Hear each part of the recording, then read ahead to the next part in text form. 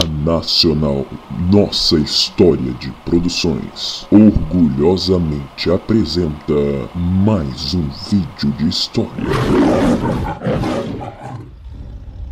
Fala aí galera, beleza? Então, hoje nós iremos falar sobre a Era Vargas. E sim, eu estou gravando esse vídeo no mesmo dia que eu gravei o outro, por isso que eu tô com a mesma dúvida. Vamos lá, Era Vargas é o nome que se dá ao período em que Getúlio Vargas governou o Brasil por 15 anos, de forma contínua, de 1930 a 1945. Esse período foi um marco na história brasileira, em razão das inúmeras alterações que Getúlio Vargas fez no país, tanto transformações, alterações sociais quanto econômicas. Vale lembrar que o Getúlio Vargas ele não se suicidou na Era Vargas, ele se suicidou depois da Era Vargas, porque além dos 15 anos que ele ficou no poder continuamente, ele saiu, veio como senador e depois ele voltou como presidente, e foi nesse mandato que ele se suicidou. Mas vamos lá. A Era Vargas teve início com a Revolução de 1930, onde expulsou do poder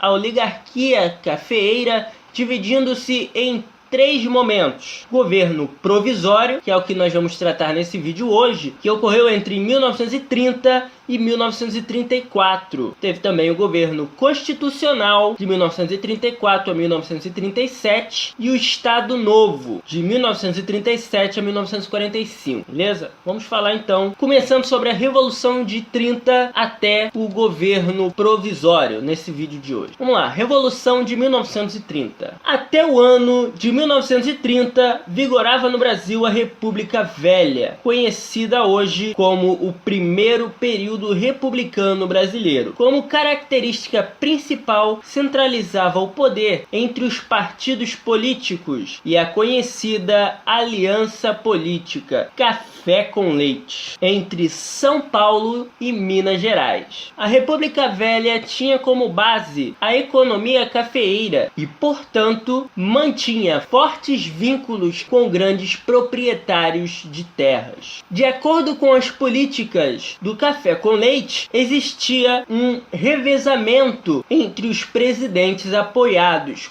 pelo Partido Paulista, PRP, de São Paulo, e o Partido Republicano Mineiro, PRM, de Minas Gerais. Os presidentes de um partido eram influenciados pelo outro partido. Assim, dizia-se nada mais conservador que um liberal no poder. Então vamos lá, muita gente estava insatisfeita com isso, inclusive o exército, né? Vamos lá então agora para o golpe do exército. Em março de 1930 foram realizadas as eleições para presidente da República. Eleição esta que deu a vitória ao candidato governista Júlio Prestes, que concorreu à presidência com Getúlio Vargas. Então, entrando Prestes, não tomou posse. A Aliança Liberal, nome dado aos aliados mineiros, gaúcho e paraibanos, recusou-se a aceitar a validade das eleições,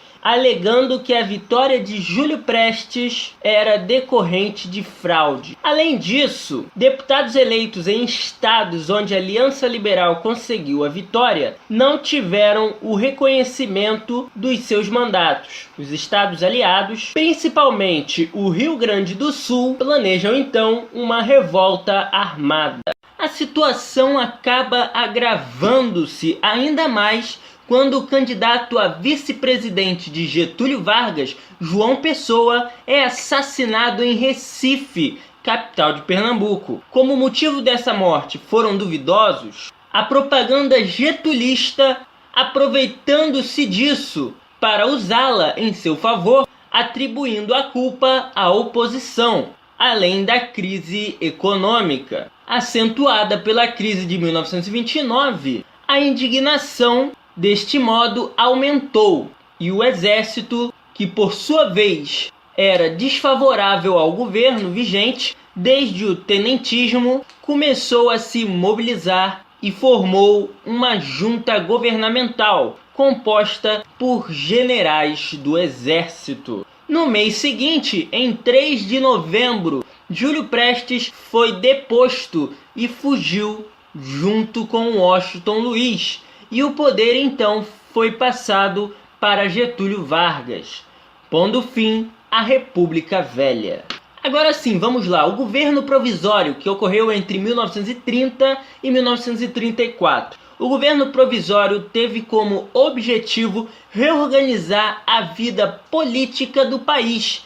Neste período, o presidente Getúlio Vargas deu início ao processo de centralização do poder, eliminando os órgãos legislativos, federal, estadual e municipal. Fez isso para poder centralizar o poder basicamente todo nele. Diante da importância que os militares tiveram na estabilização da Revolução de 1930, os primeiros anos da Era Vargas foram marcados pela presença dos tenentes nos principais cargos do governo, e por esta razão foram designados representantes do governo para assumirem o controle dos estados. Tal medida tinha como finalidade anular a ação dos antigos coronéis e sua influência política regional. Esta medida consolidou-se em clima de tensão entre velhas oligarquias e os militares interventores. A oposição às ambições centralizadoras de Vargas concentrou-se em São Paulo, onde as oligarquias locais, sob o apelo da autonomia política e um discurso de conteúdo regionalista,